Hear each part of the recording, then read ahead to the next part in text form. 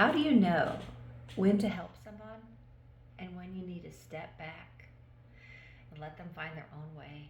And yes, even possibly fall on their own face. That is a challenge at times because you want to be there for others and you should be there for others. You know, you really should. But there's a point in time when you have to know, you have to look and see. When is it that you need to step back and let them find their own way and possibly fall on their own face? And when is it that you can actually do something to help them? Do you have the ability to help them? Do you have what they need? Do you have what they need emotionally for yourself right now to help them? Do you have what they need financially to help them? Whatever the situation is. Do you have what they need right now? Because if you don't have what they need right now, in trying to do it, you're going to cause more problems than you're going to cause help. Okay? So if you don't have the ability emotionally right now to help somebody who's struggling emotionally right now, then all you can do is be there, let them know, hey, I'm here, understand, and give them support that way. But don't put yourself in the area where you're going to have to tear yourself down, because you have to watch that too.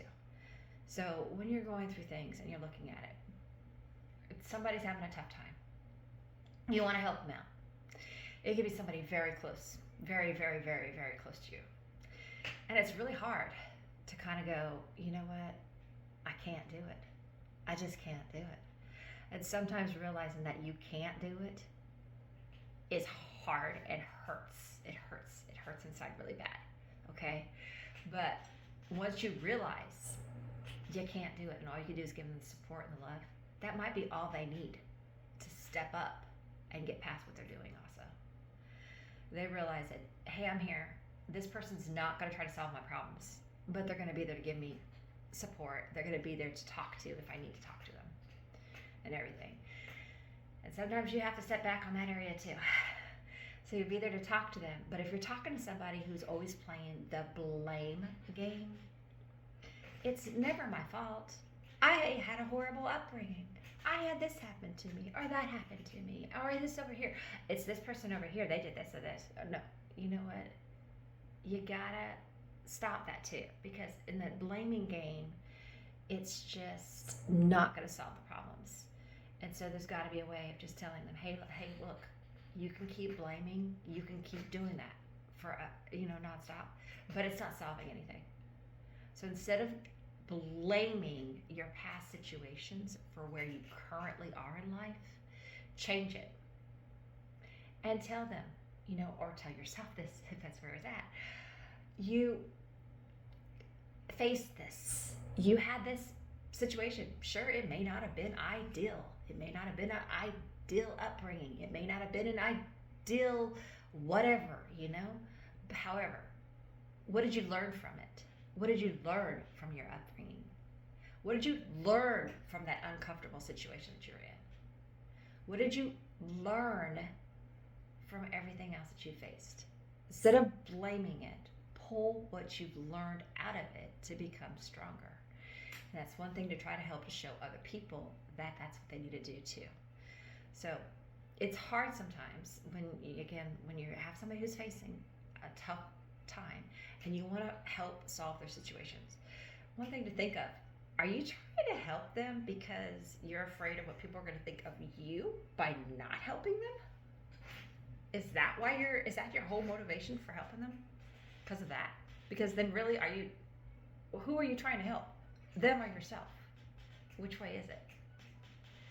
And everything. So you got to kind of look back at that too. So if you don't have the means, if your motives are not pure, then you need to step back and you need to let them make their own choices, which they need to anyways. But you need to stop trying to push yourself onto other people and just start being there for other people. There's a fine line there now, okay? Somebody comes to you, they have an issue. You want to give them your guidance. Sometimes you just need to give them your ear and listen to what they say. Let them work through it. Say, okay, I'm here. I'll listen to you and everything, and I might give you a couple words, but I'm not gonna solve it for you. I'm not going to give you the answers that's going to solve all your problems, because that's just not it. You have to take it. You have to let it go through your brain, and you have to figure out what do you need to do to change what you're facing and everything. So that's one thing that you kind of have to do sometimes. And facing the challenge of knowing when and everything. So if you got somebody who's struggling, they've made a lot of bad mistakes. They've made a lot of poor choices. They're in a downward spiral right now. You want to help them. However, if you help them, is it going to destroy you?